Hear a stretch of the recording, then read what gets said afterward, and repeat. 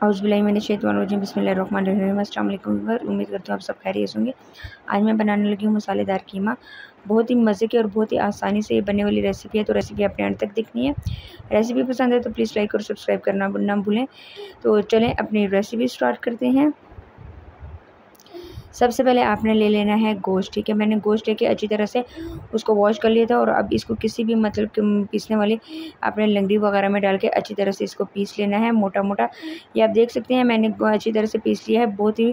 अब हम इसको एक हांडी में बनाएंगे। मैंने तकरीबन 6 से 7 जवे लहसुन के लिए थे और इसमें मैंने तकरीबन 3 से 4 चम्मच मैं ऑयल के डालूंगी और इसको हम ब्राउन करेंगे। जैसे ही ये ब्राउन हो जाएगा हम इसमें शामिल कर देंगे टमाटर।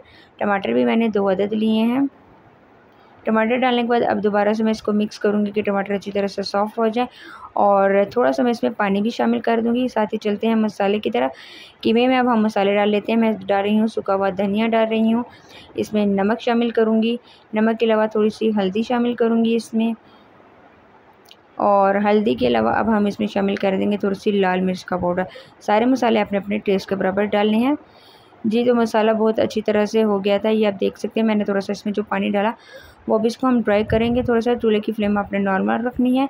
जैसे ही पानी ड्राई हो जाएगा तो हमने जो मसाला कीमे और मसाला हमने मिक्स किया था वो हम इसमें शामिल कर देंगे जी। तो मसाला अच्छी तरह से तैयार हो गया था, मैंने कीमा इसमें डाल दिया है। कीमा डालने के बाद अब आपने इसकी बहुत अच्छी तरह से भुनाई करनी है कि पानी भी सारा ड्राई हो जाए और कीमा भी अच्छी तरह से क्या नाम है ग्रेवी इसकी तैयार हो जाए जी। तो 6 से 7 मिनट लगे। अब ये देखिए कितने मज़े का ये लग रहा है। अब मैं इसको 5 से 6 मिनट के लिए दम दे दूँगी। 5 से 6 मिनट गुजरने के बाद जब मैंने चेक किया तो बहुत ही मज़े का ये तैयार हो गया था।